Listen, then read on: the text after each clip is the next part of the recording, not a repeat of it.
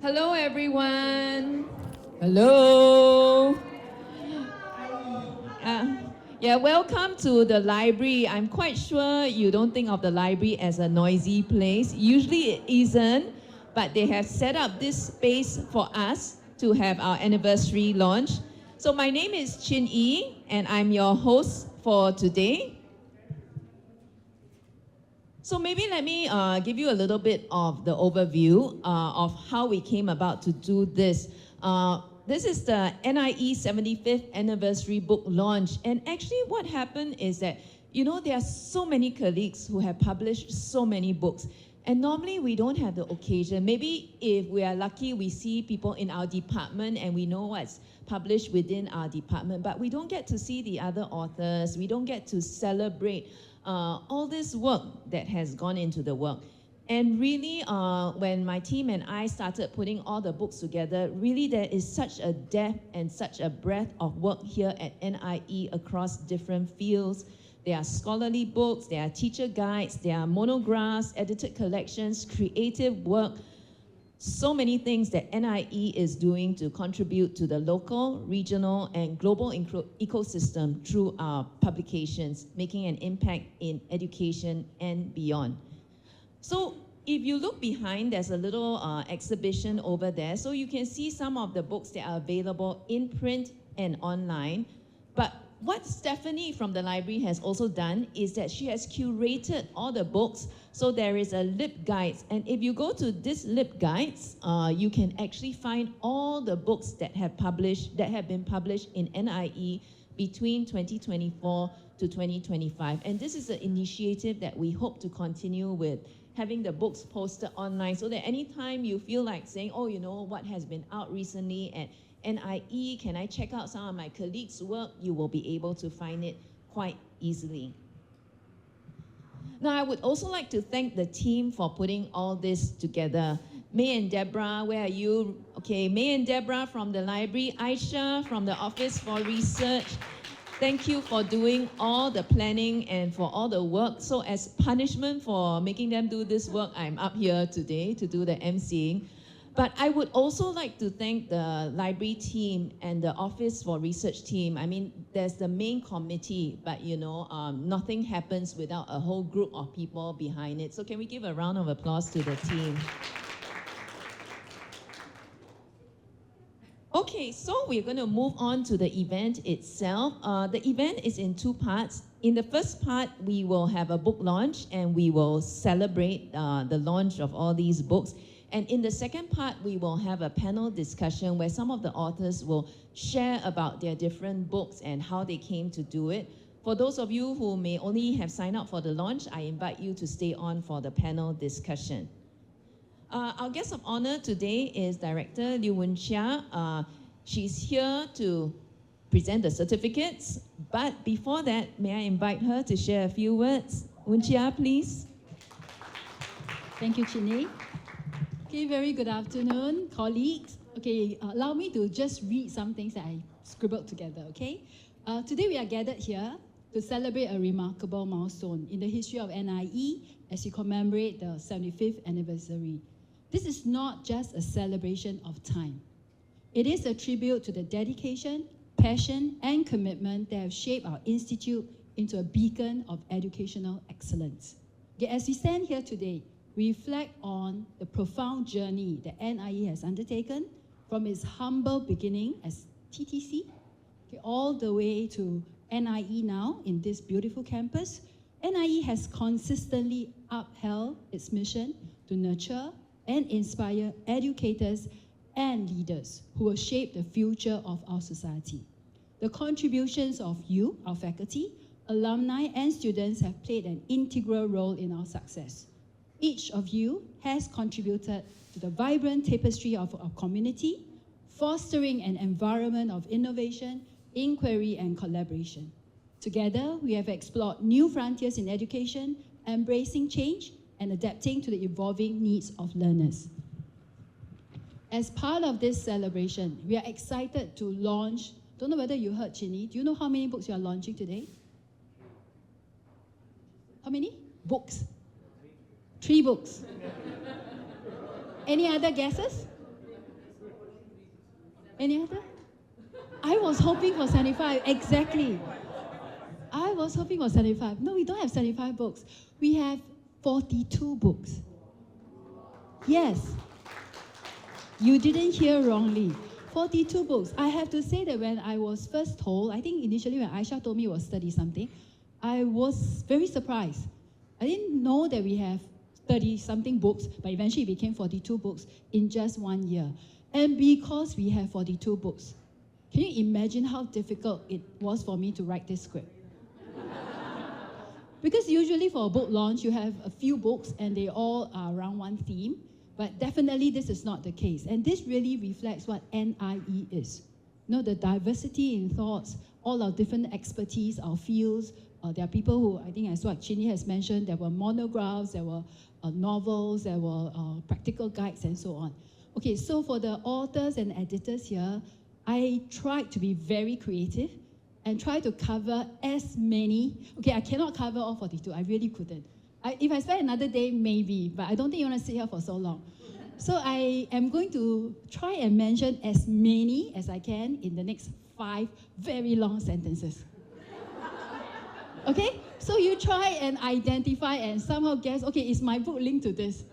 It's more generic, okay? So we are proud to have a collection of books that provide profound insights into critical issues such as the environmental challenges of the Mekong Delta, food security in Asia, and the complexity of solid-state physics, alongside titles that examine the evolving landscape of teen reading, elucidate graft and integration theories, and celebrate the beauty of poetry. Okay, this collection, okay, that's the first sentence. Some of you found some of your books. Okay, now this collection of the 42 honors the giants of their fields, including the extinct Dr. Kamsia Abdullah, the influential Patricia Sheehan Campbell, the celebrated Barbara Kingsolver, and Wallace Stevens, while also shining a spotlight on the voices of Singaporean poets and writers like Bali Kau Jaswa, Afian Syed, Claire Tham, Kelvin Kwa, and Ho Po Fan. Second sentence. Our offerings delve into the integration of values and life skills through physical education and sports. I am actually also taking attendance, as well as essential works dedicated to promoting mental health and well-being among our youth, fostering resilience and empathy. Okay, second sentence. Third. I covered quite a number already, right? We have insightful books that examine Singapore's science and maths education. We have a lot of books on STEM, on maths education. Okay, explore the rich fabric of Asian philosophies in music education. Leonard, are you here? See, I promise you it's going to be attendance taking. And provide practical guides for teaching English grammar and Chinese language learning, along with titles that focus on developing future-ready learners, skilled employees, and even confident speakers. The sentences still make sense, right? Lastly, we showcase works that investigate teacher professional learning, explore the intricacies of brain function, and challenge our conventional thinking about education, alongside visionary, future-focused pedagogies that focus on TPACT, engage with multimodality, leverage technology, digital or not, and champion the innovative concept of virtual field trips, enriching our educational landscape. 5 sentences. I think I covered most of the books. Okay, as we look forward, let us remember that the landscape of education continues to evolve, presenting both challenges and opportunities. It is our responsibility to lead with courage, creativity, and compassion as we prepare the next generation of educators and leaders to navigate this ever-changing world. In closing, I would like to thank the organizing committee, extend congratulations to the authors and editors of these 42 books. Let us continue to inspire one another, push the boundaries of what is possible, and work together to create a better, brighter future for all. We are celebrating NIE Day tomorrow, if you don't know, so do join us if you can. Thank you, and here's to the authors and editors of this collection. Here's to the next 75 years of excellence at NIE, and to all teacher educators. Happy Teachers' Day.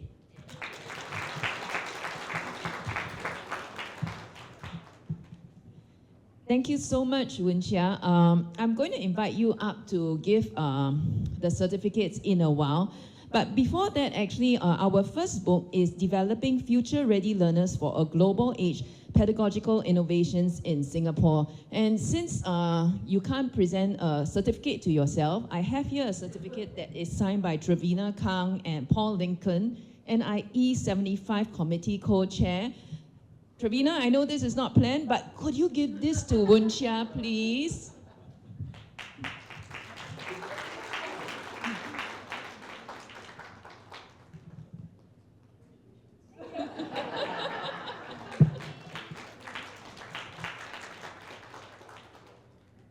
Thank you, Trevina.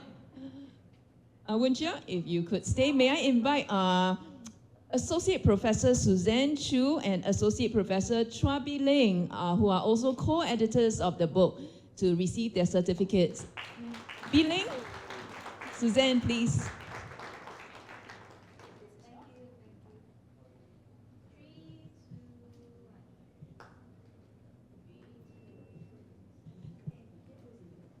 Associate Professor Chua Bi Ling.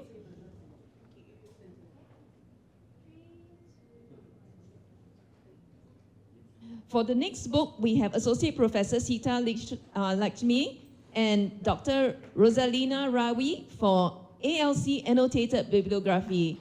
Dr. Sita, Associate Professor Sita.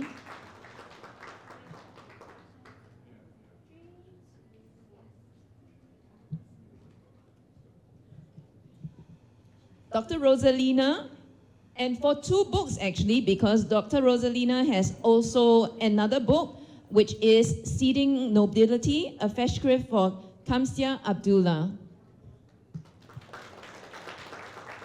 For the next book, we have Associate Professor Tan Ek Ling and Dr. Melissa Neo for Becoming a STEM Teacher, My Learning Journey.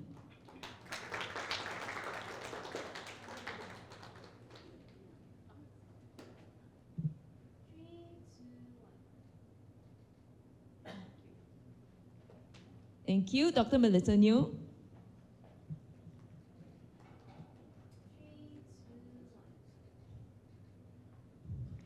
Okay, the next book we have again Associate Professor Tan Ek Ling, as well as Assistant Professor Gina Chang for Curricular Resource Integration and Innovation for Singapore Primary Science.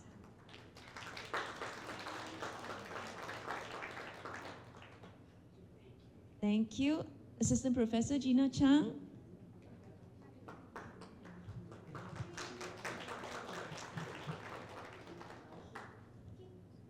Okay, and the next book, Ek Ling, no need to sit down. STEM Inquiry and its Practice in K-12 Classrooms. Associate Professor Tan Ek Ling. Associate Professor Teo Teng Wee.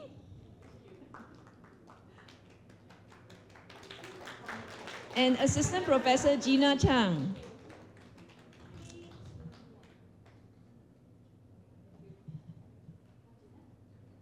Very nice collaboration going on in the department.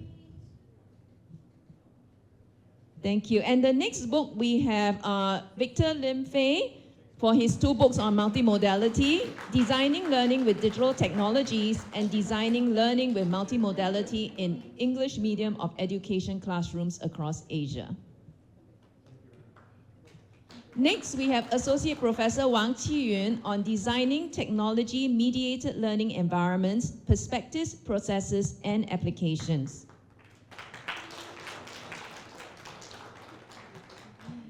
Next, we have on math education, Professor Kaur for her three books, Elementary Mathematics Teaching, Fourth International Handbook of Math Education, and Research in Mathematics Education in Australasia.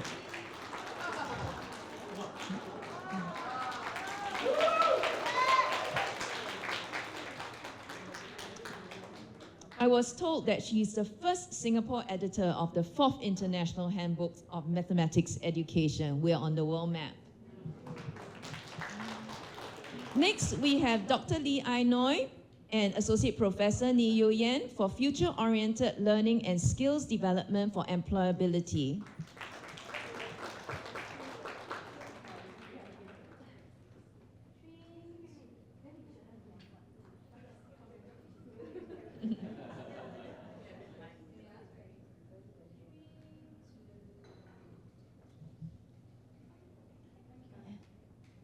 Next, we have Inspiring Purpose in High Performance Schooling by Associate Professor Mary Ann Heng.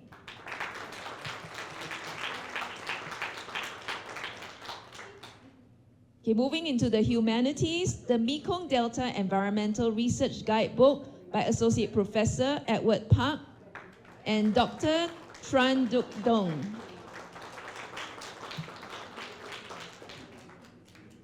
Okay, if Dr. Tran is not here, we'll move on to the next book. Oh, he's here? Come. We have a cert for you too.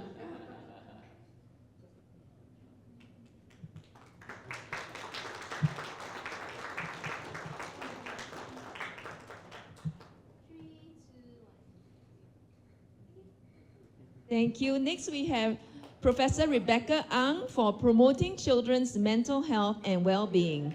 Importance of Partnerships in Building Resilient and Empathetic Children. Next, we have Dr. Li Shusheng, Dr. Alexis Chia, Associate Professor Chua Bi Ling, Dr. Pamela Kosis Onushi Grace for Teacher Professional Learning, the Team Perspective. Oh, you want to do? Oh, yes, take a group photo.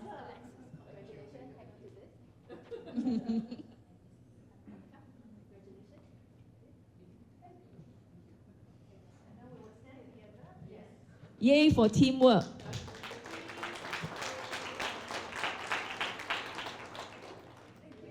Okay, next we have, and Alexis can stay here, for Teaching English Grammar in Asian Contexts, Making Meaning with Grammar, Dr. Christine Xavier and Dr. Alexis Chia.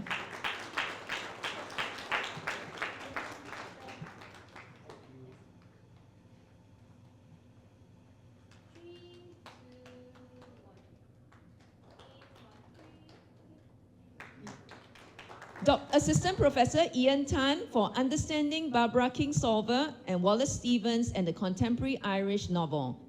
Order, Form, and Creative Undoing.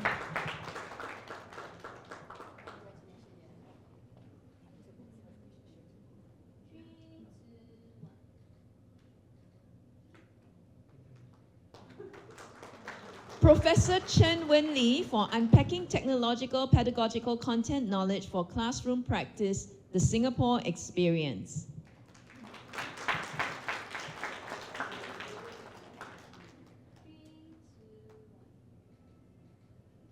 Dr. Kenneth Lim and Dr. Sim Hui Huang for Virtual Fieldwork in Humanities Education, Exploring Evolving Frontiers of Learning in Singapore.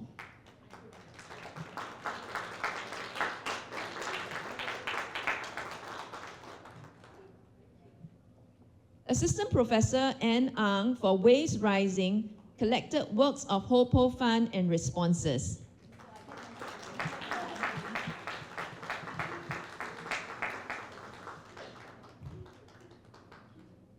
Associate Professor Angelia Poon for Global City Dilemmas and Anglophone Singapore Literature, Intersectional Politics and Cultural Negotiations in the 21st Century.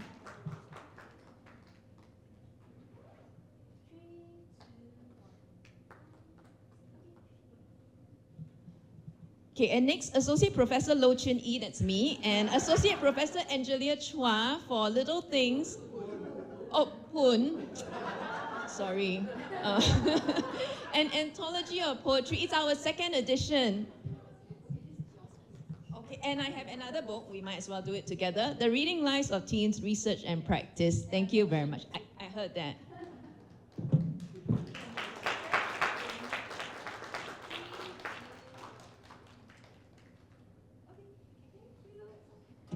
Thank you, Director Liu Wen-chia, for gracing this occasion. Right now, I would like to invite the authors to come up. On your seat, you will find that there's a party popper. Bring it up with you if you are an author to just stand around the front. So, you know, as we did just now, okay?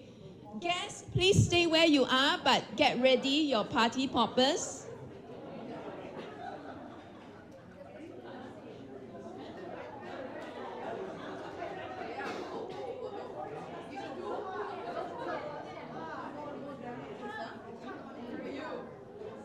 Thank you. You do lah. I can Kingston? Oh, sorry, you are you pull from here, okay. All right, can I invite everybody else to stand up? Okay, and then what we're going to do is on a count of 3. Okay, there's this string at the end. Okay, and then we will say happy 75th anniversary. Then you pull. Okay, say first, then pull. Sorry, my classroom instruction. All right, ready?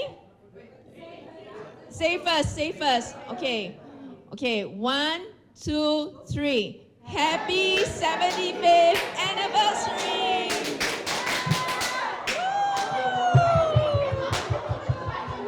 Thank you, thank you. Okay, everybody, let's turn around here and just say cheers, everybody. Cheers.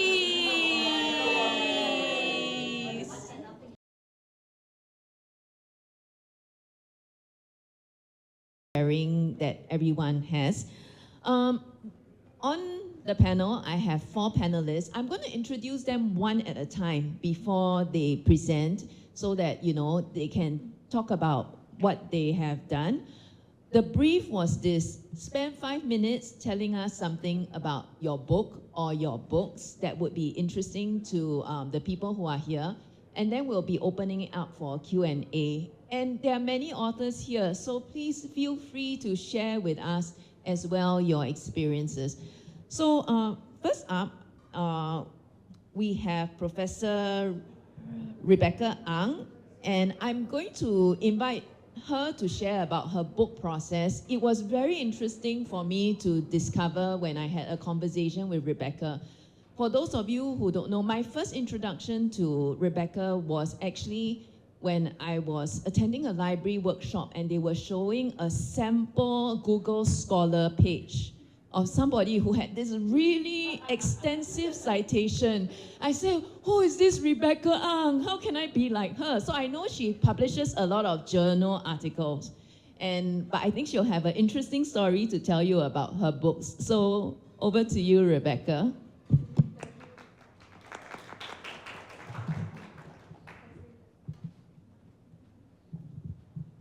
Thanks a lot, Ginny.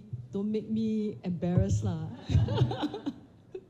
Okay, regarding this book process, I think for those of you who know me and the kind of publication behaviors that I'm typically engaged in, I never wanted to write a book and never dreamed that I would write a book.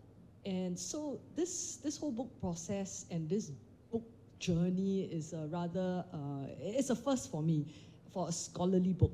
So I've written books for practitioners, clinicians, but never a scholarly monograph. So what led to me deciding to embark on this process was that I was delivering a keynote address some maybe 5 years ago. This was during the COVID period, talking about some, at that time, a referral problem in the Singapore context pertaining to mental health and well-being. Highlighting the concerns, why this is important, with greater awareness, etc., proposing some possible ways forward and approaches that Singapore could take. But little did I know that there was a senior Routledge editor in the audience, and she reached out to me and said, I think that you have a really great idea here that could be shaped into a book. And I thought to myself at that time, well, I didn't ask for this. I wasn't really interested in pursuing a book to begin with. If somebody approaches me, how hard can it be, right? I mean, usually for me, coming from the perspective that when you write a journal article, you need to find a home, you need to go through so many rounds of rejections, etc. So I told myself, can't be that bad, right? Little did I know what I was getting myself into, and to my colleagues here who are perhaps a lot more familiar with the book writing process, maybe in the humanities or in other subfields within education, I was just naive. So I stepped onto this journey not realizing that it then took me the next, 3 years or so to cook this book and produce it. So it was, now that I have the benefit of hindsight, I do have a few tips to share, perhaps later. But long story short, I think it's, I just didn't realize at that point in time what it entailed. To write a journal, I can visualize, I can mind map, I know what the whole process is from beginning to end. Not that I'm terribly successful at getting myself published in journals, but at least I know what the process is. If I get rejected, what sort of a mental mind map?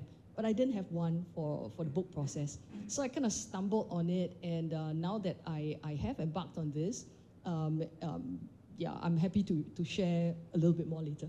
Thanks so much, Jeannie. Thanks so much, Rebecca. So next, can I invite Dr. Rosalina Rawi? Her book is really interesting for me as well. The title of the book is called Seeding Nobility. I'm reading the English title. Later you can tell them the Malay title. Seeding Nobility, a Festschrift for Kamsia Abdullah. So I was like, what is a Festschrift? I am completely not familiar with it. And so I think, Rosa, you will tell us more about that. Thank you. Thank you so much, Jeannie, and thank you everyone for being here. So for a Festschrift, what exactly is a Festschrift? It's a German word coming from Fest, meaning festival, and Schrift, meaning writing. So it is a collection of celebratory writings in honor of a retired academic. So for our division, we have actually come up with 2 Festschrifts so far, honoring our past professors in Malay language and education who have retired. So it's a very interesting process to come up with a Festschrift. It is not usually picked up by publishers because, in a sense, Festschrifts are very contextual to the people who are celebrating these professors. So that's why Festschrifts tend to be published by the university themselves who are honoring these professors. So the process of me getting, as the editor, collecting writings from other academics, students who wanted to celebrate these professors who have retired. The one that we're talking about here is Professor Kamsia Abdullah, first Malay woman professor in Singapore. So we actually got her past students, her, her colleagues, her academics, fellow academics to contribute such writings. And I think it's important, especially for NIE with our 75th anniversary. We have so many academics who have contributed to NIE. And for us to, have a moment to pause and really reflect on their contributions, I think it is important, yeah, and it is something that is certainly worth the effort. So I'm happy to share later on the processes involved in coming up with such a Festschrift. Thank you. Thank you so much. Okay. Yes, clap. Okay, next, can I invite Associate Professor Edward Park to share a bit about his process of his edited book, the Mekong Delta Environmental Research Guidebook. And I think it was very important for us to have a content, not an education book, represented as well, because actually you will realize from the book launch, we don't just do education here. We do a lot of education, but we've got a lot of other stuff. So Edward, over to you. Well, yeah, thank you so much for organizing this event, and thanks everyone for coming here at this time. So actually, this is also my first book, which is really meaningful for me. I would say there were there are many reasons, but 2 primary reasons why what kind of drive me and motivate me to start this long book project. The first one would be academically. I work in the rivers in Southeast Asia, especially with a focus in the Mekong River basin and the Mekong Delta. It's really complex because there are a lot of natural disasters, as well as the human impacts, including the climate change. It's driven sea level rise. So there are multiple drivers of all these environmental pressures, and the impacts are compounded. And there are piece-by-piece research, but there was no kind of a synthesis, a book on it. So I was always thinking there's from an academic perspective, there's a need. Somebody has to do this, right? That was the academic reason. And personally, I think as an academic, everybody wants to have their own book, right? And this is my first one. I always wanted to have my book. And then Also to frame myself as an academic doing the river science research, I try to envision myself to become the Mekong guy. I want to have that as my academic nickname, right? So I wanted to be the one to actually do this, right? Of course, I think later everyone can share, some experiences as well as some advices. But only one thing I would like to share is, in terms of advice, maybe suggestion, is to start early, because this takes much longer than you plan and expected. So I started this book, I think like about 5 years ago, and then it took more than 3 years. Yeah, I think that's it for now. Thank you. Thank you, Edward. Let's give Edward a round of applause. Okay, and next we have Associate Professor Tan Ek Ling, who has a few books this round, and I think she is not a first-time publisher. So maybe Ek Ling, would you like to share a little bit about your writing on STEM education? Okay, so maybe I will share the book called Being and Becoming a STEM Teacher, Becoming a STEM Teacher. Well, we started this book idea, Dr. Melissa Neo and myself, as part of a really fun project we wanted to do together. I know Rebecca says this is not a fun journey, but we started out wanting to have fun. So we wrote a proposal, and we actually submitted it to a publisher, our proposal, and they, after many rounds, they decided, we don't want your book. And that was painful. So they didn't want to publish it, but we were not going to give up, because that's like stopping our fun halfway, right? So we said, let's continue to look for another publisher. So I mentioned it to Tang Wee during our conversation. I said, you know what? They didn't want our book. And she said, why don't you try this other publisher, World Scientific, which was what we did. And we met up with the team, and we wanted the book to be targeted at teachers. So I had 3 books last year. One is academic, one is for teachers, and the last one, I'll talk about it a little later. It's a monograph of our work, our research work. So when we did the Becoming STEM Teacher, we spoke to the publisher, and we said, you know what, our vision of this book is something like, I'm so into the reading trash literature, like my 8-week journey to weight loss kind of book, right? So I said, I want to model it after that sort of book, that genre. So can we call it my 6-week journey to becoming a STEM teacher? And then the publisher said, no way. That's too frivolous a title for such a book. But I said, but that's precisely how we are going to write it. And they said, no, you need something a little bit more serious. And so we thought about the becoming a STEM teacher idea from the becoming notion.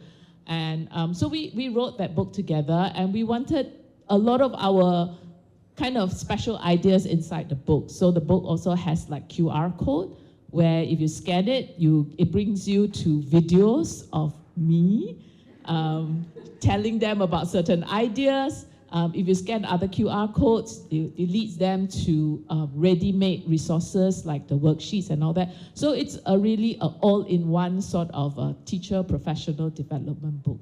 It took us a while to get there, and we wanted it to be a really fun book. So if you look at the book later, it's a lot of illustration. We actually hired an illustrator to help us do the illustrations. And we also had this vision that the book will be, everybody buys the same book at the start. But if you work together in teacher learning teams, at the end of 6 weeks, we were serious about it. There were 6 activities in the book. At the end of 6 weeks, if you meet 1 time a week, at the end of 6 weeks, you each will have a different book because of the journaling that takes place. There are lots of spaces for journaling inside the book. Everybody will take back a different book, which is special to the reader. So that was our conceptualization, and I'm so happy that it's real. And people order the book, and we got second reprint. They have to work like yay! Yeah, so that's the happy part. Thank you so much, Ek Ling. Can we give Ek Ling a round of applause?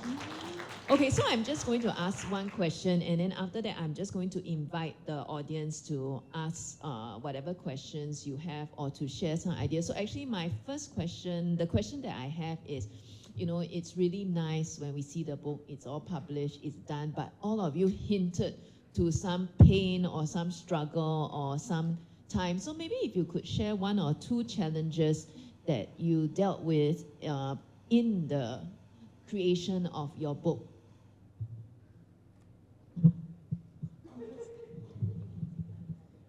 Time. I think, Edward, you alluded to that, I think, beautifully.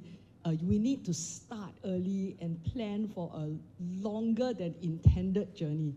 So I was committed to completing the book in a year, and it's like, there was just absolutely no way. I had, can't remember, 2 extensions. It was very embarrassing to keep requesting for the extension, but I really could not meet the deadline, despite, you know, initially thinking that I could. So I think factor in a lot more time, because you know, when you, I don't know whether this is the same experience across other authors, both in the panel as well as in the audience. When you put together your book proposal and you submit it to the publisher, you have a pretty good idea of how you want to structure it, but not all the nitty-gritty details are in there, right? And I realized that these nitty-gritty details took up a whole lot more time than I had imagined, right? So that's one challenge. The other is, I'm very used to thinking of journal articles, very standard, right? APA style, 25 pages, double spacing, you know, I can just rattle this off. And if I have to kind of sew the sections together, intro, method, results, discussion, it's pretty standard. But for a book, I had 9 chapters, and I had to think about the linkages between the chapters. Obviously, they cannot be standalone and disconnected from one another. So that was another challenge. Thanks, Rebecca. I think picking up on that, for a Fashcraft where we needed to get people to write, the challenge of time was also similar for us, but the different thing is that we have to complete it while the person that we're writing for is still healthy, because retired professors that we have are elderly. And we want the book out while they are still around and we can celebrate them. Plus, the colleagues who are writing for them are also elderly. So we also had some challenges trying to get these elderly professors to recall their interactions with our retired professors. So that was quite challenging for our editing team, because we had to seek out these retired professors, some of whom are no longer in Singapore. And we had to get them to remember, how was your interaction like with this Professor Kamsia? So some of them really required us to, you know, meet them and interview them and actually, like, you know, get the writing, get the interview transcribed and all that. So, you know, we were also against time, but in a different way, where we needed the writings to come out in time to celebrate people while they are still here. Because we didn't want the writing to, you know, or the book to be ready too long. We can't take too long on a Fashcraft, because these are elderly professors and people who, you know, we want them to see the celebratory writings for them. So that was a challenge for us in that sense. Can I just ask you, how old must a professor be before you can write a Fashcraft? Well, okay, maybe the question is, what are the criteria, you know, that the department came to? Oh, we've got an expert here. I've participated in a lot of such books in Germany. It is a tradition in Germany that when a professor retires, they don't have mandatory retirement age. But when a professor retires, part of the celebration is the award of this book. And I've also participated in these books being published by Springer and also open access, because their universities honor their professors in those ways. So what you said is very true. Getting everybody to submit their piece on time is a huge challenge. But what we did, I've been involved in 3 in Germany so far.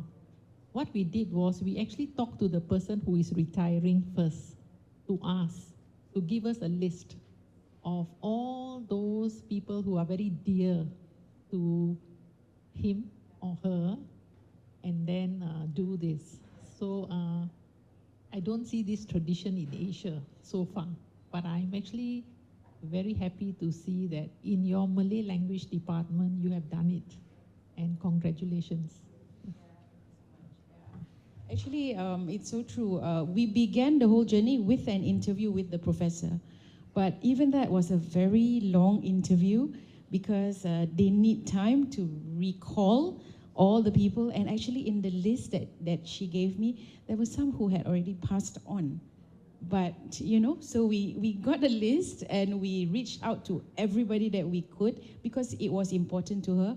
But yeah, in the end, we did our very best to get as many people to write in as possible. But that is part of the journey of writing a FESCRIF, which I myself find so meaningful, actually, because we are really honoring people who contributed to education. And I think that's important for us. Yeah. Thank you. Edward, and what challenges? Yeah. So, well, out of many challenges, maybe I can really briefly mention about the two. I think the first one is you have to be really patient and persistent because, to start this book project, the first thing that you have to do is be in contact with the publisher, like the editor, in-house editor from the publisher, and then get kind of an invitation to submit a proposal. But the proposal is like really detailed. For my case, was like 30, 40 pages that includes all this like market analysis, etc.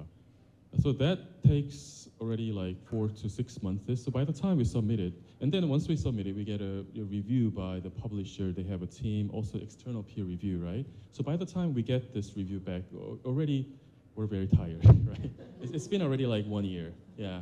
So, but that's actually the start of the process. The second point I would like to share is probably because my first book is an edited volume, right? So it has 17 chapters. So 15 of them.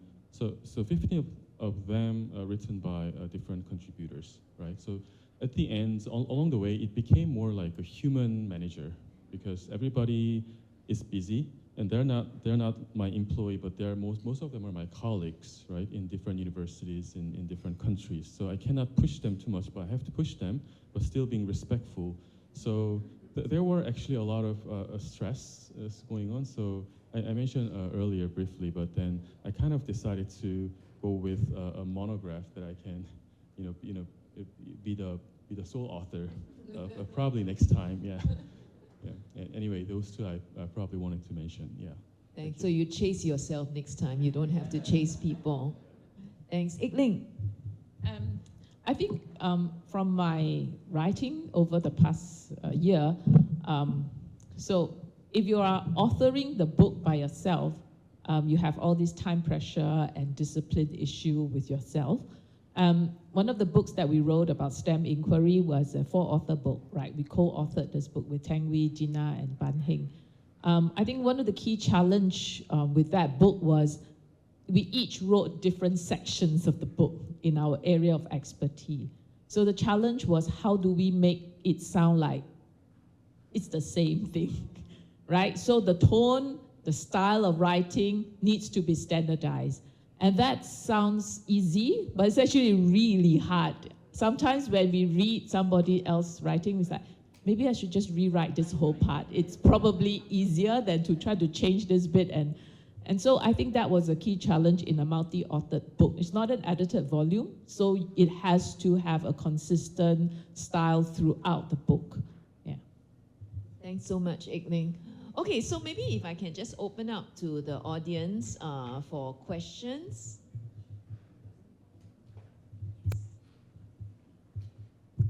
Thanks so much for sharing all your stories about your writing projects. They're all very passionate stories as well. So I'm curious, I have a question.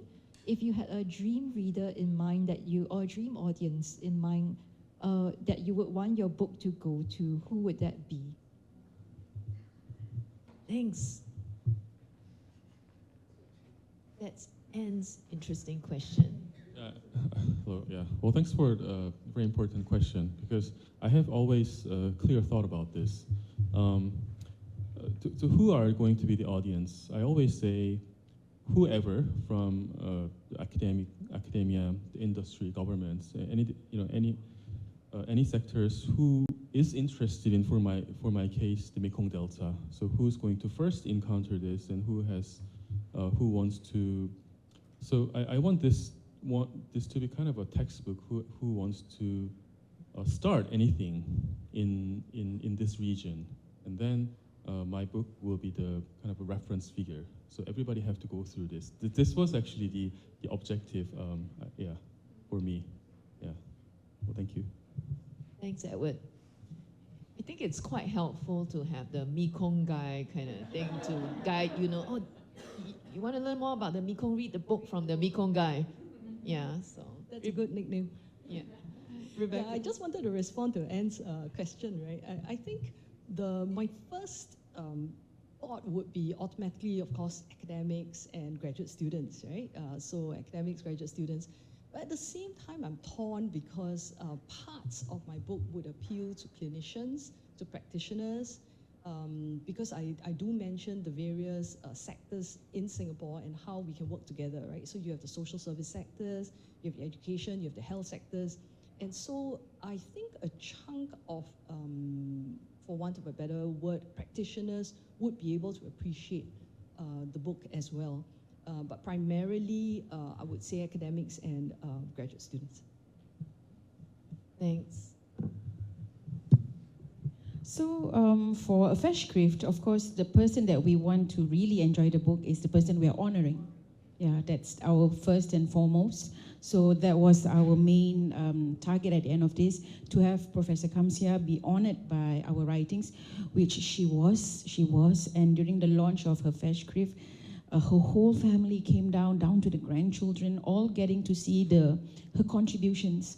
So that was very, very meaningful for us. And of course, the book was also a good read for our trainee teachers here, our young teachers, to see the journey of how she started as a teacher and where she is and how she contributed.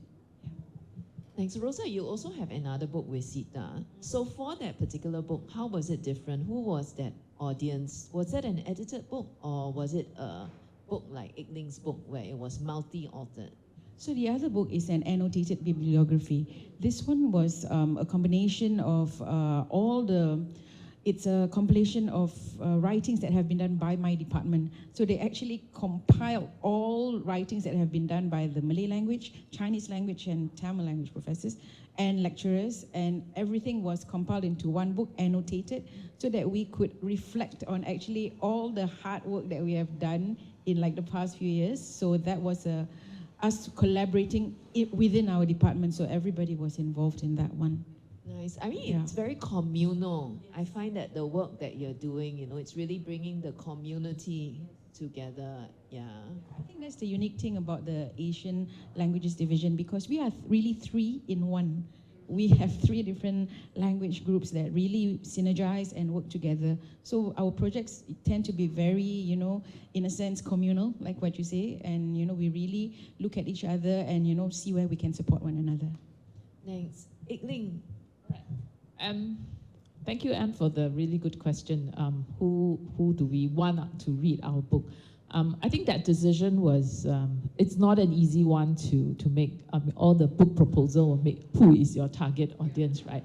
And I will always say everybody, and they go like, what do you mean, right? So, I think one of the monographs that we published last year was about primary science teaching and learning from our OER project.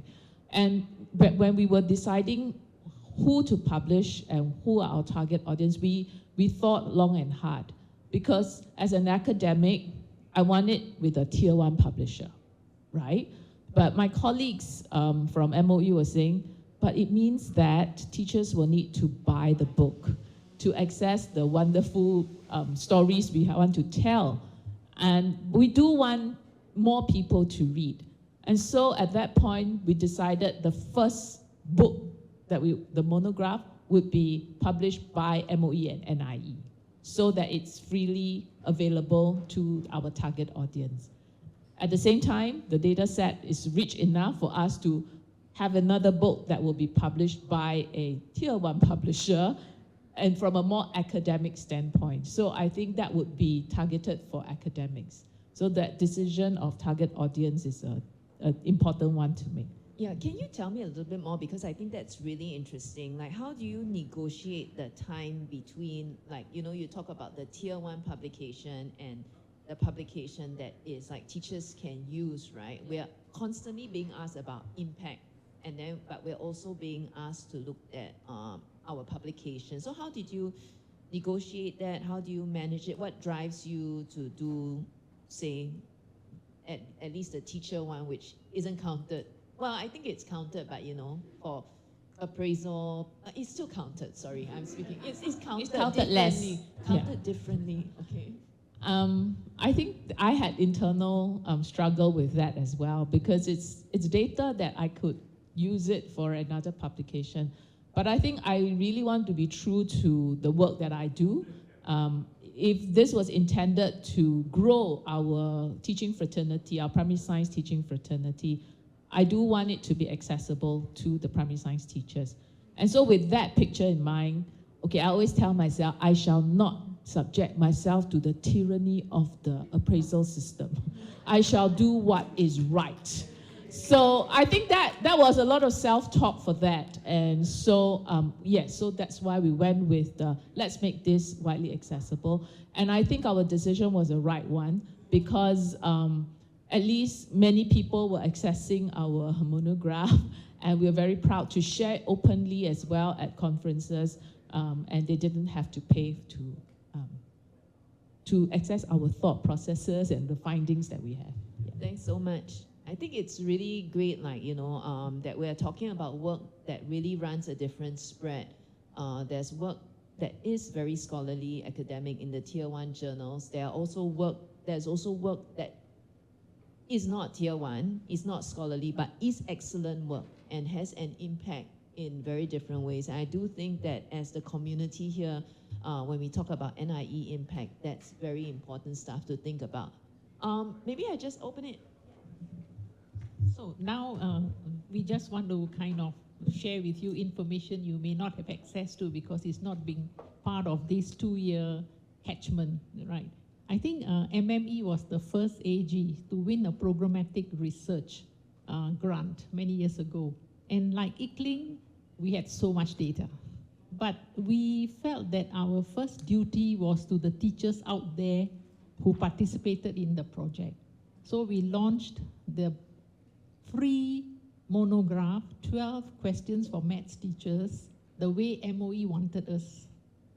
But very carefully, we culled the data in such a way that we kept some bits for other purposes. We had a tier 1 monograph published by Springer out of that. We had about more than a dozen journal papers also. But like what ICLING has said, it needed us to kind of think very carefully. You see, the give back to the system is very important. And we have to sorry if I say this, strengthen the faith MOE have in us also, you see, to give back to the classroom teachers. So in MME, we have done that many times. Right now also, my colleagues have finished one project, and they are also thinking what to give back, what to publish, and this is a tension, you see. So I think I'm quite relaxed now because I don't undergo appraisal anymore. Okay, yeah. So got liberty to say never mind lah. Okay, but there again, okay, I want to share with you one book that is not showcased today, but we did it as a service to an international community. The book is Mathematics Education in Singapore.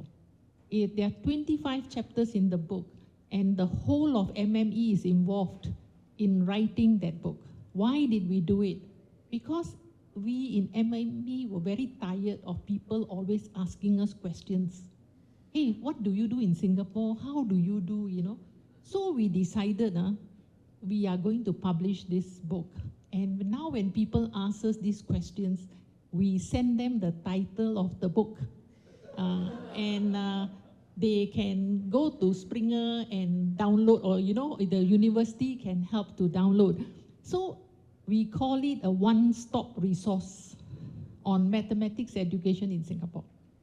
So that was our collective effort in MME once to give back also again to society and the international audience. So like what you are sharing today, to me, brings back a lot of flashbacks, memories, because I've spent 36 years in NIE. Now I'm retired, okay? So a little bit more relaxed. But I still enjoy your conversations. They're very important to me. So like what you said, what drives us to publish? What do we publish? For whom do we publish? I think at my age, I can write a book also, okay? Maybe I should try. On the note of the fresh script you are talking about, we just met up with Prof. Gopinathan a couple of weeks ago, and he's writing his memoirs. Yeah, Prof. Gopi is writing his memoirs, which I believe will be published in about 6 to 7 months' time. And that, I think, will be a beautiful moment for us in NIE to honor our first professor in education. Thank you. Actually, you should just turn your chair around. Then it will be great because you have so much rich experience to share with us. But I think that's a great, back to the department cooperation. We saw some of that in the STEM publications as well. And I know in ELL and other departments, there are these collaborations going on. Other questions or thoughts?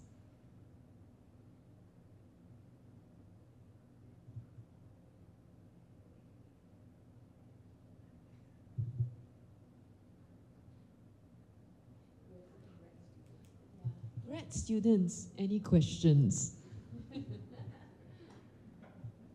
can start planning for your book now because it takes 5 years. So ask a question that will be helpful.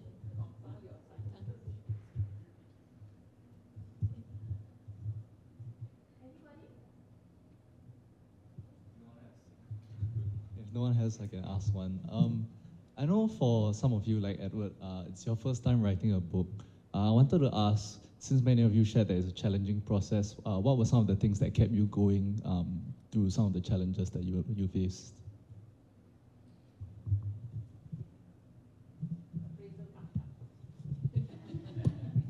Right. So to clarify, the question is to what are the challenges or how I. Okay. Yeah. Well, I mean, I think that relates to the first the conversation that we had, the motivation, right? So again, being persistent, right, and then sticking to the goal, really keep reminding myself, of the goal, and then this is what I really wanted to do. I think being persistent, because at some point you lose momentum and feel very tired of the process, which is very complicated, but also working with a lot of different people who has different perspective, and then potentially you thought would be a good colleague and collaborator, but you may end up having some kind of a conflict, for different reasons. So I think that's probably important to be, patience and persistence, to overcome all these challenges to eventually get the book published. Yeah. Thanks, Edward. Can I just chime in to also address your question, right? I think it's important to identify what works for each of us, right? What can keep you going may not be what keeps me going, for example, right? So each of us will need to figure out what that is. So for me, in my journey, I was committed to this process. I had already made an agreement, and I wanted to honor that commitment. So that kept me going. But at some point, as Edward alluded to, you just get so sick of seeing the thing in front of you over and over again. At a point, you're just cross-eyed, and you really do not want to look at this anymore, right? So that you get also a lot of self-doubt creeping in after you read your manuscript repeatedly, and you're wondering, and it's not like this is an area that's not familiar to you, right? So in your case, probably Mekong Delta. For me, mental health and well-being is just something very familiar, and yet there is this nagging self-doubt, like, do people really want to read this? It's like, are you sure it's really even noteworthy? how much of it is that original? Maybe somebody else already has this idea. So we have all these kind of nagging doubts, and we need to find our own ways to continue to anchor ourselves and continue to press on towards the original goal that was set. Thanks. Actually, can I ask a question? I'm just wondering because we always, the way we talk about working, I mean, of course, with the edited books, it's a little bit different, but particularly maybe for the monographs and the solo authored books, or I guess even the edited books, I wonder what sort of help you've had to help you to get along.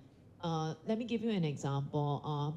I've had students help me do my bibliographies. I pay them, of course. I don't exploit them, but you know, I just get so sick of it that by the end, I'm like, can I have somebody help me with it, because I cannot look at this book anymore and I need somebody to look at it. So I'm just wondering, when you think about the help that you may have or that you would like, maybe you didn't have, but Edward, when he does his next book, then you know he'll be like, okay, it might be good to have this help. What sort of help do you think would be helpful or you have used?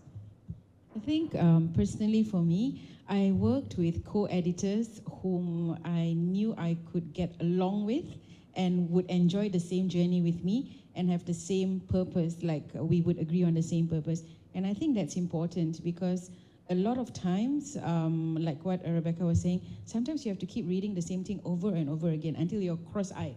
So you do need people to give a different lens, and I think it's important to have people that you enjoy working with. So get your editing team together, people that you know are on the same, have the same values with regards to, you know, writing this book.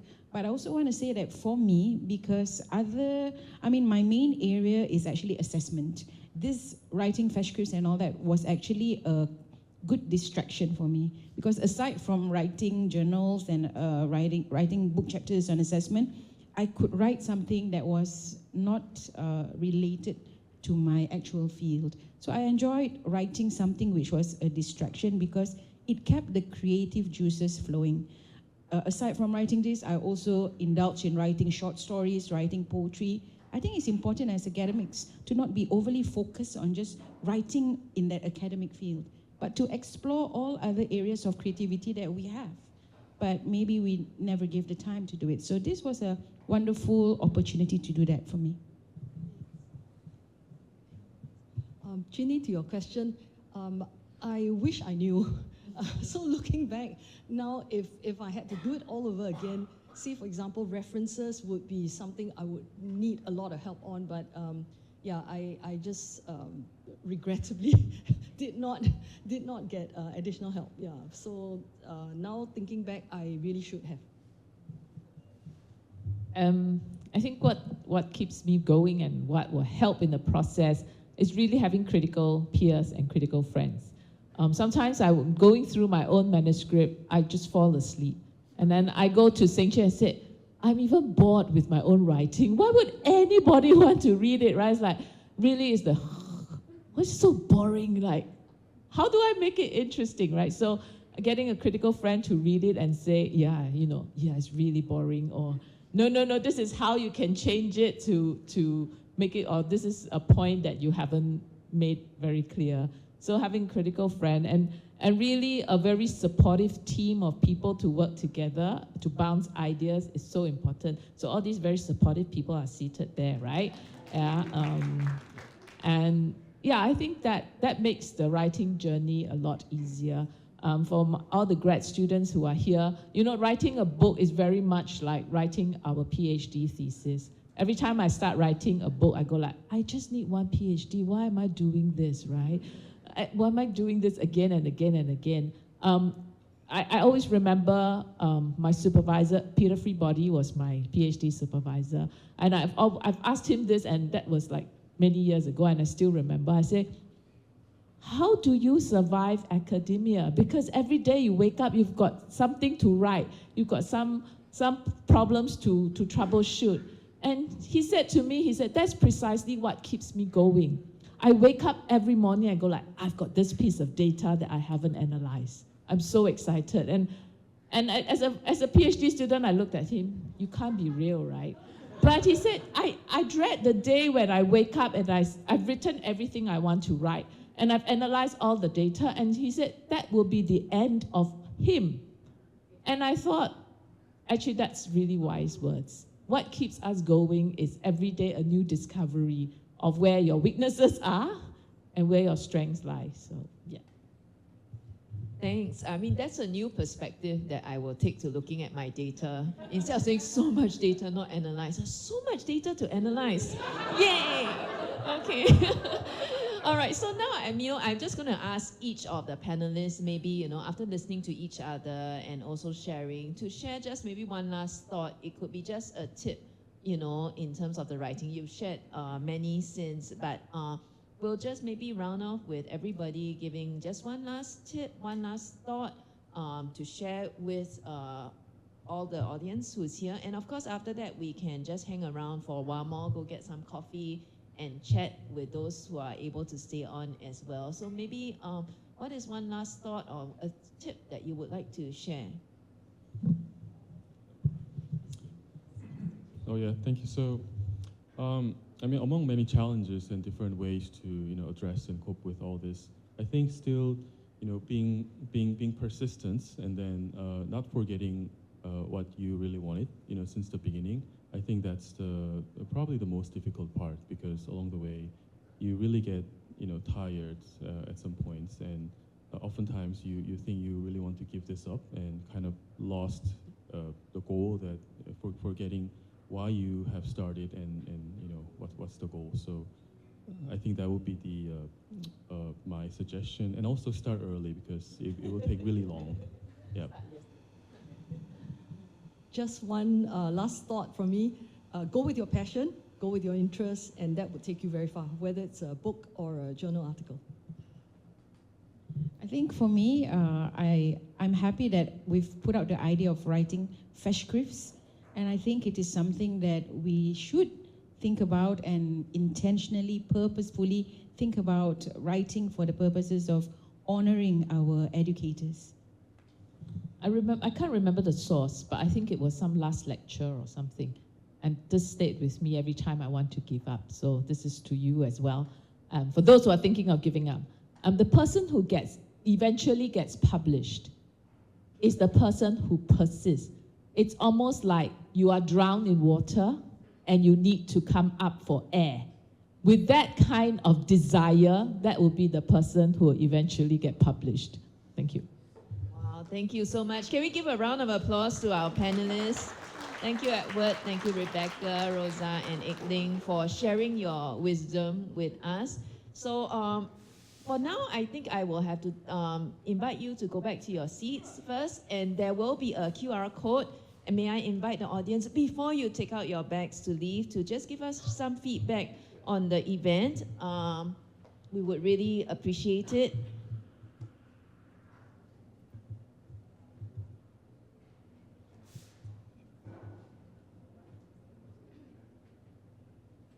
Once again, thank you so much for participating in our very first book launch and in celebrating our authors with us. When you have completed the QR code, you may depart the event or hang around to chat with each other. Thank you very much.